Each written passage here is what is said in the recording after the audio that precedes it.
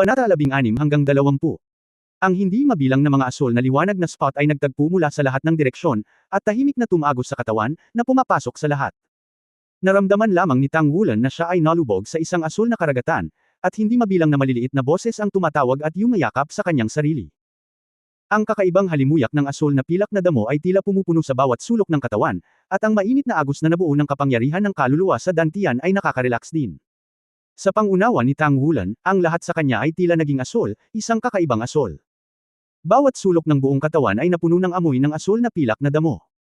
Sa noo, lumitaw ang malabong ginintoang pattern ng liwanag, na nagpapakita pa rin ng malanet na hitsura na umaabot pababa, kumakalat sa buong katawan, at pagkatapos ay dahan-daang binawi.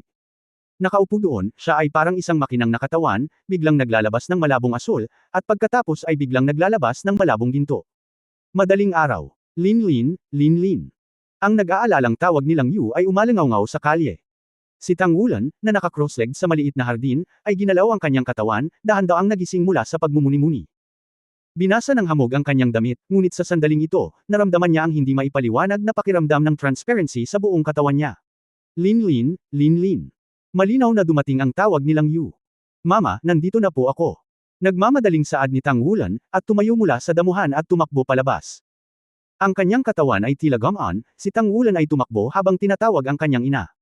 Ikaw bata, bakit ka naubusan? Sabik na sabik ako sa kamatayan. Sa wakas ay nakahinga ng maluwag silang Yu nang makita niya ang kanyang anak.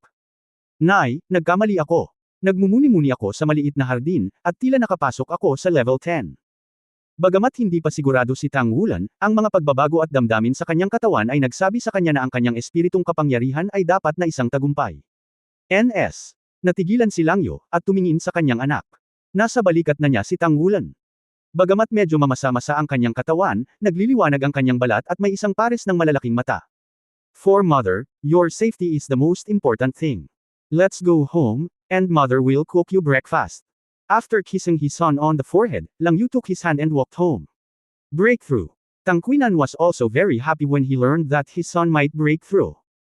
Since you feel that you have made a breakthrough, go to the academy to test it today, if it is true. Tomorrow Dad will take you to buy souls. Long live Dad!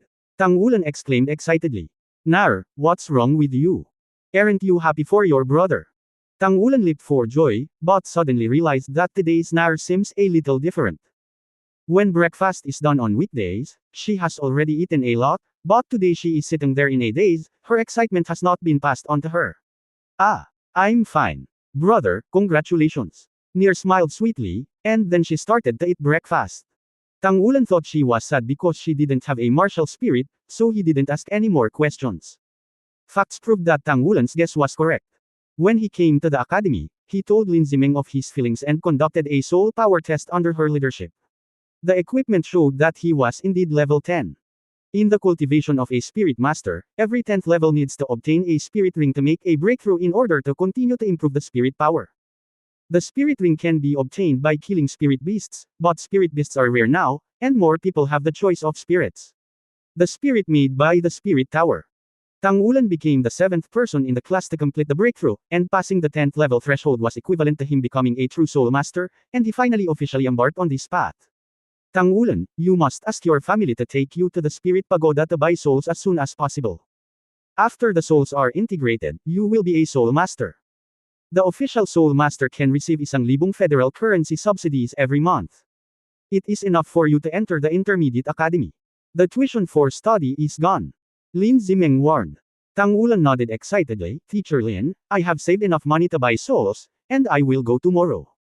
Lin Zimeng smiled and nodded, and said, okay, the teacher will ask for leave for you tomorrow. I wish you a soul that satisfies you. Thank you, teacher. You can get subsidies when you become a soul master, and the intermediate academy itself is a compulsory education, and a monthly subsidy of 1,000 yuan is enough for your daily expenses. If you want to go to intermediate college, you will leave Aulai City. If you have a subsidy, you don't need your parents to subsidize yourself. It is said that if you can cultivate to a higher level of the Great Soul Master, the subsidy will be more. Step by step on his path of hope, Tang Wulan was in a good mood. Matapos lumipat sa ibang bata, maaaring hindi na niya makontrol ang kanyang emosyon, ngunit pagkatapos ng 3 taon ng pagpapanday ng karera, mas kalmado ang kanyang kaisipan. Sa gabi, pumunta siya sa Mangtian Studio para tapusin ang forging task bago umuwi. Nakuha ni Tang Qinan ang abiso mula sa akademya sa lalong madaling panahon, at nagpahinga bukas para kunin si Tang Wulan para piliin ang kaluluwa. Noong una ay gusto ni Lang Yu na humingi ng leave, ngunit hindi siya naaprubahan dahil abala siya sa trabaho. Nar, bakit lagi kang tulala ngayon? Tumingin si Tang Wulan kay Nar na nakaupo sa tabi niya na may pagkalito. Huwag kang mag-alala, kahit wala kang martial spirit, paprotektahan ka ng kapatid mo. Protektahan ka habang buhay, okay. Hinawakan ni Tang Wulan ang kanyang ulo. Itinaas ni Nar ang kanyang ulo at tumingin sa kanya, ang kanyang malinaw na lilang mga mata ay nagpakita ng kakaibang kinang, Kuya, sasamahan mo ba ako sa dalampasigan pagkatapos ng hapunan? Lumingon si Tang Wulan para tingnan si Tang Qinan. Sige, pero bumalik ka kaagad. Ngumiti si Tang Qinan. Ang Aulai City ay sinasabing isang lungsod, ngunit sa katunayan ito ay isang mas malaking nayo na walang anumang mga pader ng lungsod. Ang sibilyang lugar kung saan nakatira ang pamilya ni Tang Wulan ay napakalapit sa dagat. Makikita mo ang dalampasigan pagkatapos maglakad ng mahigit 10 minuto pagkalabas mo ng bahay. Ang beach dito ay hindi maganda, walang pinong buhangin, mas maraming grabo at ilang patay na shell. May mga alamat na ito ay dahil ang mga tao ay nanghuhuli ng mga kaluluwang hayop sa dagat na pumukaw sa galit ng kalikasan. Ang liwanag ng buwan ngayong gabi ay kasing ganda ng kahapon, ang maliwanag na liwanag ng buwan ay kasing puti ng nyebe, at ang mga matingkad na bituin ay parang mga hiyas na nakatanim sa langit na nakikipagkumpetensya sa buwan. Ang dagat ay sumasalamin sa mga sinag ng mga bituin at buwan sa kalangitan, at ang mga alon ay maalon. Ang tunog ng mga alon at ang mga tawag ng mga ibon sa dagat ay nagdaragdag ng walang katapusang sigla sa mabituing kalangitan at dagat na ito. Nakaharap si Nir sa dagat at tumangala sa mga bituin, Kuya, napakaraming bituin ngayon. Ngumiti si Tang Wulan at sinabing, Oo. Baka nandito silang lahat para batiin ako sa pagiging Soul Master. Nar, nalulungkot ka ba dahil hindi ka pwedeng maging Soul Master? Umiling si Nar, hindi. Natahimik siya sandali, lumingon at tumingin sa mga mata ni Tang Wulan, Kuya, kung aalis ako balang araw, mamimiss mo ba ako? Kung isang araw aalis ako, mamimiss mo ba ako? Itinaas ni Nar ang kanyang ulo, medyo tumaas ang kanyang medyo maliit na mukha sa liwanag ng mga bituin at buwan. Napatulala si Tang Wulan, bakit ka aalis? Sinabi ni Nir Zhao, sinabi ko lang kung. Sabi ni Tang Wulan, syempre iniisip ko, lalo na. Kapatid lang ako tulad mo. Hoy, Nar, parang mas matangkad ka ng konti. Halos ilong ko na. Mamimiss din kita. Special, special. Sinagot ni Nar ang tanong, at tila may ambon sa kanyang malalaking lilang mata. Ngumiti si Tang Wulan at niyakap ang kanyang mga balikat, hindi ko naiisipin yun kapag magkasama ako araw-araw. Tatalakayin ko ito sa aking ama at ina. Kapag natanggap ako sa intermediate college, sasamahan mo ako sa paaralan sa parehong lungsod sa susunod na taon. Ang aking kapatid na lalaki ay laging paprotekta sa iyo. Hindi nagsalita si Nar, ang kanyang mga purple na mata ay kumislap sa pagkataranta, ngunit ang kanyang ulo ay nakasandal sa balikat ni Tang Wulan nang hindi nalalaman. Madaling araw.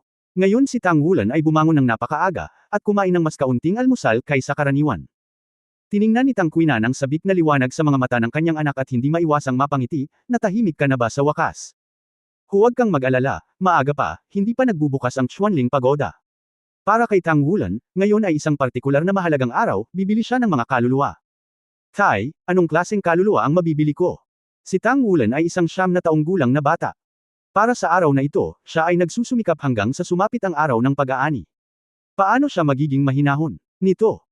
Bahagyang ngumiti si Tang Qinan at sinabi, paano malalaman ni Ama, ngunit kahit anong uri ng kaluluwang espiritu ang makuha mo, maaari kang opisyal na tumaas mula sa isang Soul Master patungo sa isang antas ng Soul Master State, upang ikaw ay isang tunay na Soul Master.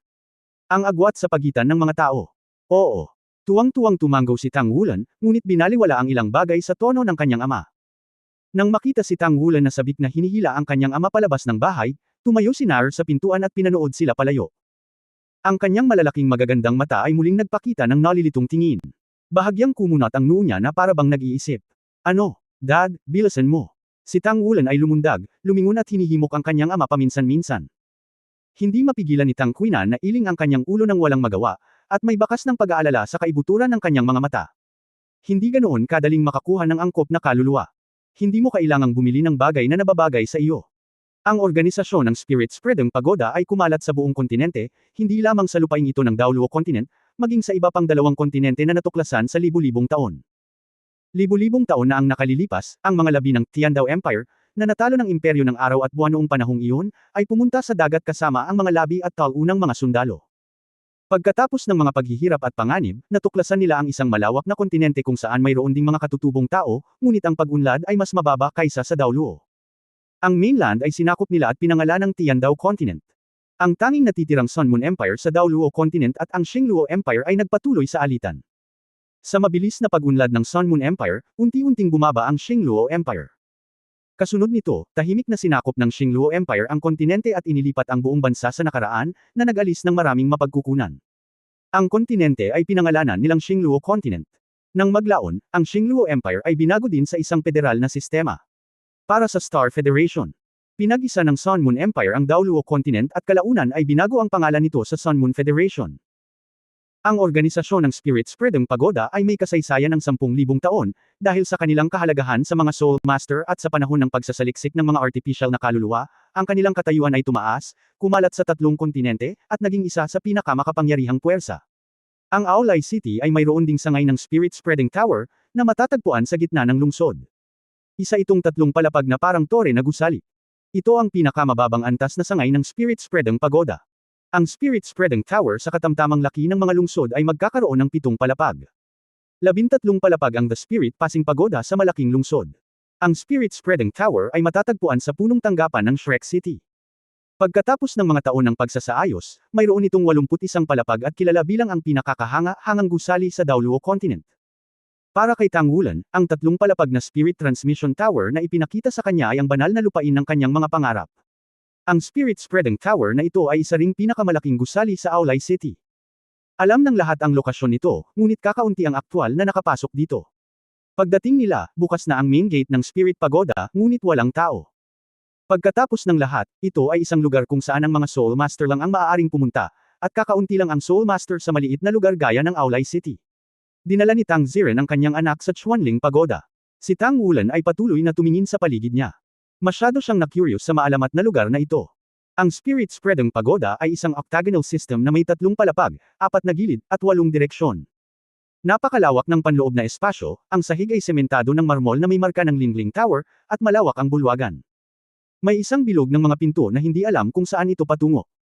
Ang harap ay isang lugar tulad ng isang counter, at sa likod nito ay nakaupo ang isang espiritista sa isang kulay abo na damit. Nang makita sila, ang espiritual na guro ay tumayo, ang kanyang mga mata ay nahulog kay Tang Qinan. "Hello, ano ang problema?" Nagmamadaling sinabi ni Tang Ziren na may paggalang, "Hello, Master Spiritist, dinala ko ang aking anak upang bumili ng mga kaluluwa, at ang kanyang martial arts ay nasa level 10 na." Nang marinig ang kanyang sinabi, ang sigasig sa orihinal na mukha ng Spiritual Master ay biglang natunaw ng kaunti, at halatang hindi isang Soul Master si Tang Qinan. "May sapat ka bang pera?" Mahinang tanong niya. Nagmamadali si Tang Wulan at nagsabi, "Magdala ng sapat, sapat na." Ang espiritual na guro ay nagsabi, "Anong antas ng kaluluwa ang gusto mong bilhin?"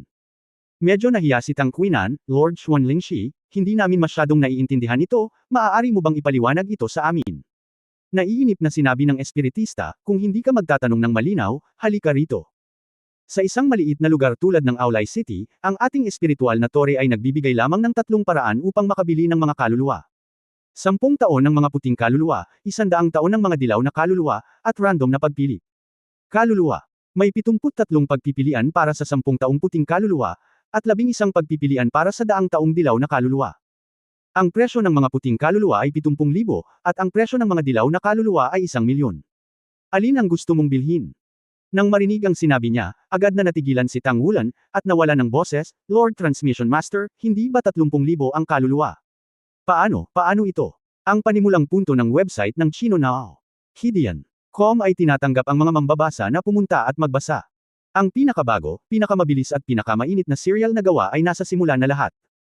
Sumulyap sa kanya ang espiritista at sinabing, 30,000 ang mga random na espirito, na maaaring iguguhit sa loob ng 10 taon o 100 taon. Ngunit ang uri ay hindi tiyak. Malamang na ang mga espiritong iginuhit ay hindi angkop para sa iyong martial souls. Pinipili ng ilang tao ang ganitong paraan upang makatipid ng pera at swerte. Ngunit hindi ko inirekomenda na gawin mo ito. Mas makakatulong para sa iyo na direktang pumili ng isang puting kaluluwa sa isang taon. Mula sa tono ng mag-ama, naririnig niya na tiyak na hindi ito isang taong kayang bayaran ang isang siglong gulang na kaluluwa. Lumingon si Tang Wulan para tingnan ang kanyang ama, na wala ang orihinal na pananabik sa sandaling ito. Tumingkayad si Tang Qinan at tumingin kay Tang Wulan. Sandaling may halong emosyon, at hindi niya alam kung ano ang sasabihin. Anak, pumili tayo ng mga random na kaluluwa, ang iyong mga martial soul, sa katunayan, ay dapat na madaling ibagay, at karamihan sa mga kaluluwa ay maaaring isama. Kung ang martial spirit ni Tang Wulan ay hindi isang basurang martial spirit tulad ni Lan Yingkao, maaaring piliin ni Tang Qinan na makipagsapalaran. Gayunpaman, ang isang martial spirit na tulad ni Lan Yingkao ay talagang walang puwang para sa pagpapabuti. Nagdala na si Tang Wulan sa kanya ng maraming sorpresa kung kaya niyang linangin ang ika-10 antas. Kailangan kong ipaalala sa iyo. Ang tinig ng espiritual na Panginoon ay nakakuha ng atensyon ng dalawang ama at anak. Bahagyang sinabi ng espiritista, random na gumuhit ng mga kaluluwa, posible na gumuhit ng isang siglong gulang na kaluluwa, ngunit sa parehong oras, posible rin na gumuhit ng mga may sira na produkto. Nanatiling walang laman si Tang Qiumin, produktong may sira. Anong produkto na may sira? Ang espiritual na master ay nagsabi, kapag ang mga artificial na kaluluwa ay ginawa, hindi sa bawat oras na maaari silang maging matagumpay, kung minsan ay maaaring may mga may sira na produkto.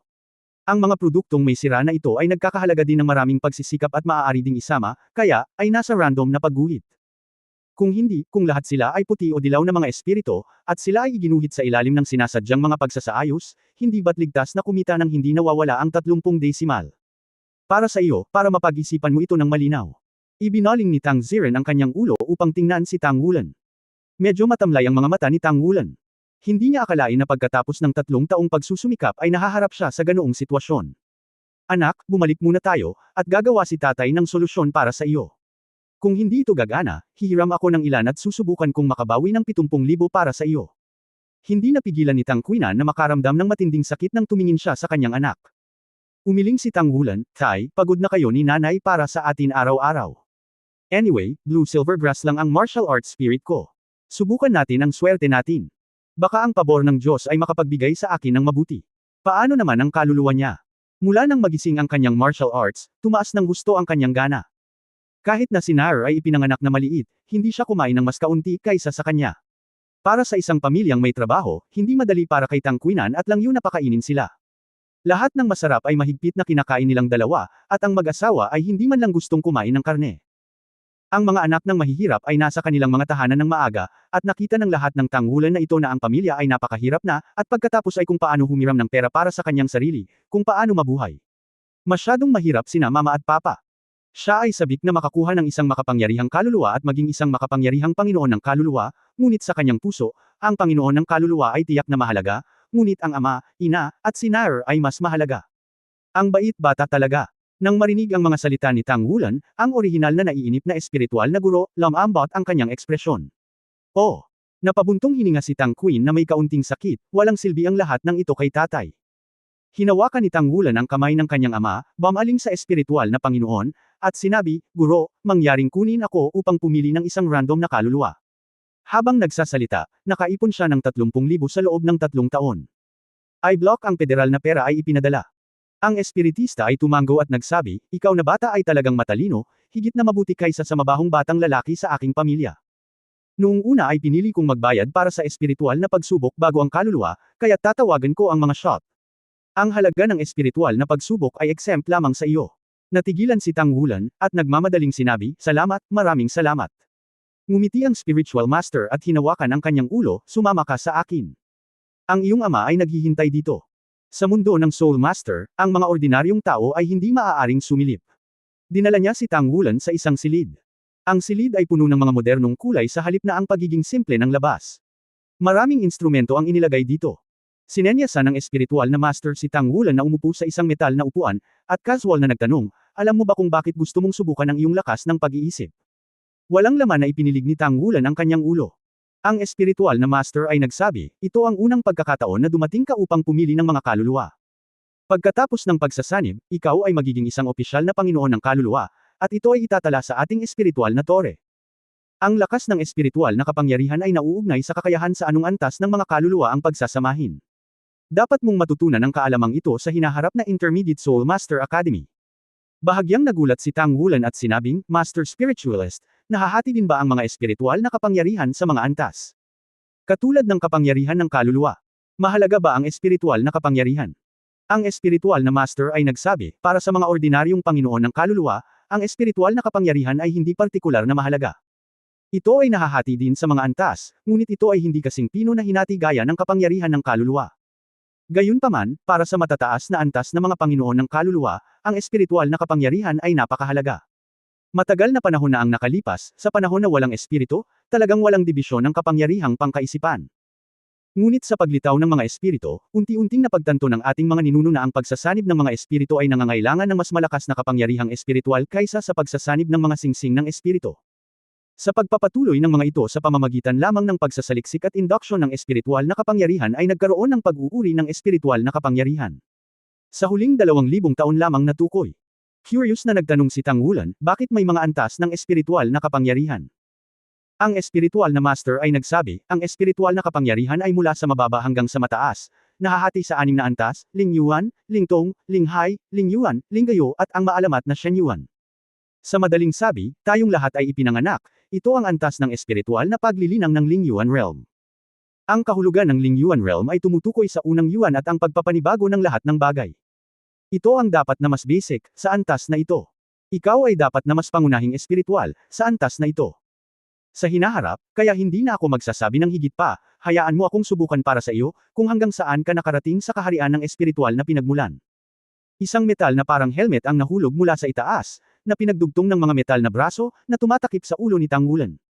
Huwag kang kabahan, ay relax mo ang buong katawan mo, baka mahilo ka mamaya, normal lang yan, kailangan mo lang mag-relax. Nagbabala ang espiritual na guro. Oo, mabilis na sumang-ayon si Tang Wulan. May kaunting hagong, at isang malambot na puting liwanag ang nagsimulang sumikat sa labas ng helmet. Tumingin ang spirit transmitter sa isang soul guide screen sa tabi niya, at nagsimulang i-bounce ang data sa screen. Mabilis na tumalon ang halaga sa simula, at pagkaraan ng ilang sandali, unti-unting na-stabilize ang data. Bakas din sa mukha ng spiritual master ang pagkagulat sa kanyang mukha.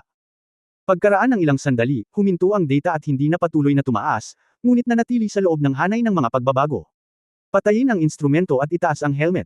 Sige. Naramdaman talaga ni Tang Wulan na medyo nahihilo siya. Ngayon lang niya naramdaman na may konting stimulus na pumasok sa utak niya. Malabo, parang nakita niya ang gininto ang mundo noong nagsanib pa lang ang mga kaluluwa noon, malabo pa rin. Bago siya magsikap na tingnang mabuti, tapos na ang pagsubok. Napakagandang data. Nakangiting tumanggo sa kanya ang spiritual master. Ikaw ang espiritong tao na may pinakamahusay na mental power na nasubukan ko noong nakaraang taon. Ang iyong mental power value ay 38. Tandaan ang data na ito, at maglalabas ako ng test report sa iyo. Pumunta ka sa Intermediate Spirit Master Academy. Maaari itong direktang ibigay sa oras na iyon. Dahil siya ay ganap na nalilito tungkol sa mental power system, hindi alam ni Tang Wulan kung ano ang ibig sabihin ng 38. Nang makita ang kanyang nalilitong mga mata, magiliw na sinabi ng spiritual master, ang espiritual na kapangyarihan ng espiritual na elementong kaharian ay mula 1 hanggang 100. Sa ibaba ng 30 ay ang elementarya na antas ng espiritual na elemento ng kaharian, at 30 hanggang 60 ay ang intermediate na antas, 60 hanggang 90 ay isang mataas na antas, at 90 hanggang 100 ay ang rurok ng espiritual na elementong kaharian, ang iyong mental na kapangyarihan ay pumasok na sa gitnang antas ng espiritual na elemento. Ito ay hindi madali. Isa na akong ika-28 antas na dakilang kaluluwa, ang halaga ng kapangyarihang pangkaisipan ay 87 lamang kung maabot mo ang gitnang antas ng kaharian ng elemento ng espiritu, hindi magiging problema para sa iyo ang pagsamahin ng 100 taong gulang na dilaw na espiritu. Nagkaroon ng magandang balita sa wakas, at ang orihinal na depressed na mood ni Tang Wulan ay biglang bumuti ng kaunti. Bukod dito, ang pagpapakilala ng espiritual na master na ito sa espiritual na antas ay nagbigay daan din sa kanya na makita ang kadakilaan sa likod ng isa pang pinto ng espiritual na master world. Kung gayon, depende ito sa iyong kapalaran. Paglabas ng silid kung saan sinusuri niya ang kanyang lakas ng pag-iisip, direktang dinala niya si Tang Wulan sa isang katabing silid. Mas malaki ang kwartong ito. May malaking instrumento na 3 metro ang taas at 6 na metro ang lapad. Makikita na maraming mga sphere na halos 1 talampakan ang diametro sa loob ng instrumento, na may mahinang liwanag na nagmumula rito. Ang bawat isa ay eksaktong pareho. Itinuro ng espiritista ang 2 butones sa harap ng instrumento at sinabing, magsisimula ang berdeng buton, hihinto ang pulang butones. Pagkatapos mong huminto, lalabas ang soul ball ng random na iginuhit na kaluluwa. Maaari kang magsimula kapag handa ka na. Sa pagtingin sa kakaiba at novel machine sa kanyang harapan, nagsimulang bumilis ang tibok ng puso ni Tang Wulan. Minsang sinabi ni Teacher Lin Zimeng, ang punong guro, na ang kalidad ng kaluluwa ang higit na magpapasya sa lakas ng Soul Master. Ang isang malakas na espiritu ng kaluluwa, pagkatapos ng pagsasanib, ay maaaring makatulong sa Panginoon ng kaluluwa upang mapataas ang antas ng kapangyarihan ng kaluluwa. Ngunit sa parehong paraan, kung ang espiritu ay masyadong mahina, ang mga kakayahan ng espiritu na dinala sa Panginoon ng espiritu ay magiging mahina din. Ang isang Panginoon ng Espiritu ay maaari lamang magkaroon ng siyam na kakayahan ng Espiritu sa kanyang buhay, ngunit napakabihirang maabot ang siyam na singsing. Sa makatuwid, para sa mababang antas na mga Panginoon ng Espiritu, ang bawat kakayahan ng Espiritu ay napakahalaga. Ang dapat dumating ay laging dumarating. Kinagat ni Tang Wulan ang kanyang mga ngipin at marahas na pinindot ang berdeng buton. Biglang nagliwanag ang isang serye ng mga ilaw sa loob ng makina, na nagniningning ng mahinang halos sa mga soul orbs. Mayroong hindi bababa sa daan-daang mga spirit orbs sa makina, at nagsimula silang umikot ng dahan-dahan alinsunod sa orbit. At ang bilis ay napakabilis, na nagbibigay sa mga tao ng nakakahilo na pakiramdam. Ang hitsura ng bola ng kaluluwa ay ganap na naghihiwalay sa panloob na kaluluwa, at walang makikita sa mga mata. Ang lahat ay maaari lamang magbitiw. Ang kamay ni Tang Wulan ay inilagay sa pulang butones, at ang kanyang palad, na napakatatag habang hawak ang isang 80 cutty-forged tungsten steel hammer, ay bahagyang nanginginig sa oras na ito. Alam niya na ang pagpindot nito sa pagkakataong ito ay malamang na matukoy ang kanyang sariling kapalaran sa landas ng isang soul master. Huminga siya ng malalim, pinaikit niya ang kanyang mga mata ng may kaba, at tuluyang idiniin ng mariin ang kanang kamay. Bang, huminto ang pag-ikot, at isang puting spirit ball ang nahulog mula sa labasan ng makina, nagamulong pababa sa metal box sa tabi ng Tang Wulan. Dinilat ni Tang Wulan ang kanyang mga mata at ibinaling ang kanyang ulo upang tumingin sa paligid. Saglit na parang tambol ang pintig ng kanyang puso. Lumapit ang spiritual master, kinuha ang soul ball at ibinigay sa kanya. Tara, lumabas at tingnan natin. Hawak ng mahigpit ang soul ball sa kanyang mga braso, napabuntong hininga si Tang Wulan ng ilang mabilis na paghinga, tinitingnan ito na parang tinitingnan ang pinakamahalagang kayamanan sa mundo. Sa wakas nakuha ko na, ito ang magiging unang kaluluwa ko. Sa sobrang kaba, bumalik siya sa kanyang ama. Ang spiritual master ay nagdala ng isang hugis itlog na instrumento at ibinigay ito kay Tang Wulan. Pindutin ang button na ito para masilaw ang liwanag ng instrumento sa soul ball na ito, at ang iyong kaluluwa ay lalabas sa shell nito. Ang karapatang palayain ng kaluluwa ay sa iyo. Huwag mong sabihing kinakabahan si Tang Wulan, kahit si Tang Qinan ay hindi mapigil ang ipakuyom ang kanyang mga kamao sa oras na ito, ano kaya iyon? Tumingin si Tang Wulan sa kanyang ama, at tumanggaw si Tang Qinan sa kanya ng may lakas ng loob. Pindutin ang pindutan, nahulog ang isang malambot na dilaw na ilaw, na nagniningning sa bola ng kaluluwa. Ang mismong spirit ball ay naglalabas din ng mahinang liwanag, ang orihinal na selyadong globo ay unti-unting nagiging transparent, at ang pag-iral sa loob ay maaaring malabo na nakikita. Malinaw na naramdaman ni Tang Wulan na isang mahinang hininga ng buhay ang lumitaw sa spirit ball, at pagkatapos ay bahagyang gumagalaw ang espiritu. Ano ito? Sa sandaling ito, ang liwanag na nagmumula sa spirit ball ay naging puti. Sa gitna ng spirit ball, isang mas maliwanag na liwanag ang kumislap, at ang buong spirit ball ay dahan-daang bumukas mula sa gitna. Nang makita ang puting liwanag na lumilitaw, ang espiritual na guro ay nagsabi sa tabi niya, 10 taon ng kaluluwa. Nagdilim ang mga mata ni Tang Qinan, pagkatapos ng lahat ay hindi inalagaan ng Diyos ang kanyang anak, at ang daang taong gulang na mga kaluluwa na nabili ng 1,000,000 ay hindi napakadaling mamili. Tinitigan ni Tang Wulan ang soul ball na unti-unting bumukas. 10 taon ng kaluluwa, ang kanyang unang kaluluwa, ano ito? Ang puting liwanag ay nagsimulang magtagpo, ang buong bola ng kaluluwa ay ganap na nabuksan, at ang kaluluwa sa loob ay sa wakas ay lumitaw sa harap niya. Nang makita ito sa unang tingin, bahagyang nagbago ang mukha ng spiritual master, at lahat sila Tang Qinan, Tang Wulan at ang kanyang anak ay natigilan. Ang kaluluwang ito ay naging. Sa puting soul ball, isang maliit na lalaki ang tahimik na gumagapang. Mukhang masyadong maliit. Ito ay halos 10 sentimetro lamang ang haba. Hindi kasing balingkinita ng daliri ng bata. Ang buong katawan ay kaki. Kailangan mong tingnan mabuti para makilala ang maliliit na kaliskis na hugis brilyante sa katawan nito. Ito ang kaluluwa. Itinaas ni Tang Qinan ang kanyang ulo upang tingnan ang espiritual na guro, ang kanyang boses ay puno ng hindi kapani-paniwala. Karamihan sa mga tao ay makikilala ang maliit na nilalang na ito dahil ito ay karaniwan. Ang ahas ng damo, isang hindi nakakapinsalang maliit na hayop, kahit na ito ay isang ahas, ito ay tiyak na maituturing na pinakamahina na pag-iral sa lahi na ito. Ang mga pang-adultong ahas ng damo ay maaaring lumaki mula 20 cm hanggang 30 cm ang haba, na may manipis na mga daliri, at kumakain ng mahihinang mga insekto. Kung nais mong ilarawan ito sa pinakasimpleng paraan, sapat na ang 4 na salita, at ang mga tao at hayop ay hindi nakakapinsala. Mula nang magising si Wan at magkaroon ng espiritong kapangyarihan, si Tang Wulan ay nagkaroon ng hindi mabilang na mga pantasya tungkol sa kanyang unang espiritu. Nangangarap tungkol sa kung ano ang magiging hitsura ng kanyang kaluluwa at kung paano siya pagsasamahin sa asol na pilak na damo martial soul, sa gayon ay nagpapabuti sa kanyang martial soul, ginagawa itong mas malakas, binibigyan ang kanyang sarili ng isang cool na kakayahan ng kaluluwa, at opisyal na naging isang master ng kaluluwa. Ang pantasya ay maganda, ngunit ang katotohanan ay napakalupit. Ahas ng damo. Ito ay hindi na isang malakas na problema, ngunit hindi niya alam kung ito ay isang uri ng problema sa kaluluwa.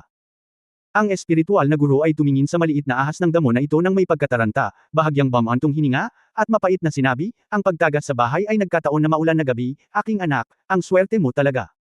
Talagang alam niya ang pinanggalingan ng kaluluwang nasa harapan niya.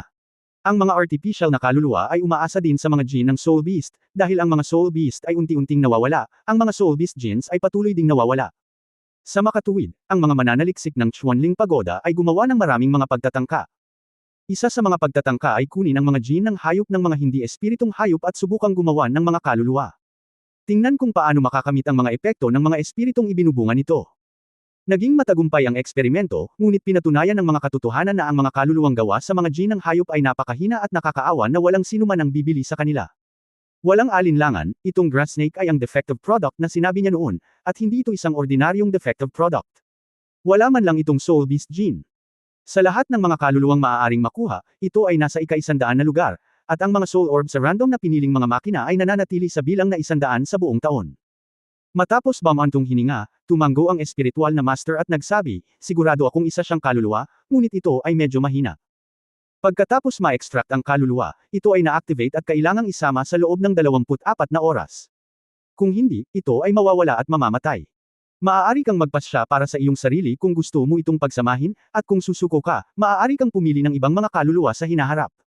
Tumingin si Tang Ziren sa kanyang matamlay na anak, bahagya na pinigilan ang sakit sa kanyang puso, at inakbayan ang kanyang anak, Lin, umuwi na tayo. Walang sinabi si Tang Wulan, humakbang lang siya at naglakad palabas. Sandali lang. Sa wakas ay hindi na napigilan ng espiritual na guro, at pinigilan sila. Ang kaluluwang ito, dapat mong isuko. Bagamat ito ay isang matagumpay na eksperimento, ngunit, dahil sa habag, sinabi pa rin niya ang pinagmulan ng kaluluwang ahas na ito. Walang ideya si Tang Wulan kung paano siya nakauwi. Patuloy niyang hawak ng mahigpit ang spirit ball sa kanyang mga braso. Ang espiritu ng ahas ng damo ay mukhang napakahusay at hindi umakyat sa labas ng bola ng espiritu. Sa katunayan, ang pinakamababang antas na ito, ang pinakamababang antas na kaluluwa ay walang kahit kaunting karunungan, at bago ito sumanib sa martial soul, wala man lang itong pakiramdam sa labas ng mundo. Anak, huwag kang malungkot. Si tatay ay gagawa ng paraan para kumita. Huwag kang mag-alala, si tatay ay kikita ng sapat na pera sa maikling panahon upang matulungan kang bumili ng angkop na kaluluwa. Ang mga mata ni Tang Qinan ay kumislap ng may determinasyon, para kay Son, nagpasya siya. May mga bagay na kailangan niyang harapin pagkatapos ng lahat. Marahang umiling si Tang Wulan, Tay, babalik muna ako sa kwarto. Nanatiling tahimik si Nair at bumalik sa kanyang silid kasama si Tang Wulan. Nakaupo sa kanyang kama, tinitingnan ang kaluluwa sa kanyang kamay, at pagkatapos ay sa kanyang nakakulong na palad, ang mga luha sa wakas ay bumuhos ng hindi mapigilan. Nang magising si Wan, hindi siya umiyak nang malaman niyang siya ay blue silver grass. Sinabi sa kanya ni tatay na hindi maganda ang kondisyon sa bahay, at hindi rin siguro siya umiiyak kapag walang pambili ng mga kaluluwa. Sabi ni Dad, kailangan mong gawin ang sarili mong mga bagay. Maaari kang kumita ng iyong sarili. Makakatulong ka rin kina nanay at tatay. Sa unang pagkakataon na pumunta siya sa studio ni Mantian para kalugan ang martilyo ng 1,000 beses, ang sakit ng kanyang mga braso na hindi man lang niya maiangat ang kanyang mga braso para kumain, hindi siya umiyak. Nagsumikap siya, nakapasa sa pagsubok, at nakakita siya ng pag-asa. Sa pag-asa, may posibilidad na magtagumpay. Sa loob ng 3 taon, araw-araw siyang pinagpapawisan sa harap ng forging platform. Noong naglalaro ang mga kaklase niya sa bahay, may hawak siyang mga piraso ng bakal. Siya ay gumugol ng mas maraming oras sa pagmumuni-muni kaysa sa iba. Kahit gaano siya pagod o pait, hindi siya umiyak. Araw-araw niyang hinarap ang lahat ng may ngiti at araw-araw niyang sinasabi sa kanyang mga magulang na madali lang ang lahat. Ngayon ay umiiyak na siya. Pagkaraan ng 3 taon, sa wakas ay nakaipon ako ng sapat na pera, at sa wakas ay nilinang ang kanyang kapangyarihan sa kaluluwa hanggang sa ika-10 antas, at malapit na siyang magtagumpay. 30,000 yuan, 30,000 yuan na pinalamutian ng hindi mabilang na pawis, naging mahinang munting kaluluwang ito na walang kahit katiting na soul beast gene sa harap ng sandaling ito. Lahat ng pagsisikap ay nauwi sa wala. Ang kanyang tiyaga, at ang kanyang pagpupursage ay tila nabasag lahat sa sandaling ito, naging luha, malalaking patak at malalaking patak ang damaloy. Isang patak ng luha ang bumagsak sa soul ball, at unti-unting binasa ang maliit na damong ahas. Bahagyang namilipit ang katawan ng damong ahas na tila nasasarapan sa bahagyang maalat na likido. Ang maliit na kamay ni Bainen ay nakaunat sa kanyang harapan, marahang pinupunasan ang kanyang mga luha, si Nair ay nakatayo sa kanyang harapan na may pulang mata. Sa sandaling ito, tila konektado sa kanya ang puso niya, at ramdam na ramdam niya ang sakit sa puso niya. Ang kabiguan, kalungkutan at iba pang negatibong emosyon ay nananatili sa puso ni Tang Wulan. Gustong sumigaw ng malakas ni Tang Wulan, ngunit sa sandaling ito, wala man lang siyang lakas para sumigaw. Kuya, huwag kang umiyak. Ang mga luha ay hindi maalis, at si Nar ay sumugod at yamakap sa kanyang ulo. Nabulunan si Tang Wulan, aba, napaka-unfair ng Diyos sa akin, bakit? Sinubukan ko ng gusto ngunit hindi ako makakuha ng pagkakataon. Gusto kong maging isang Soul Master, gusto kong maging isang makapangyarihang Soul Master. Ang panimulang punto ng website ng Chino Now. Hidian.com ay tinatanggap ang mga mambabasa na pumunta at magbasa. Ang pinakabago, pinakamabilis at pinakamainit na serial na gawa ay nasa simula na lahat. End of this chapter. Abangan ang susunod na kabanata.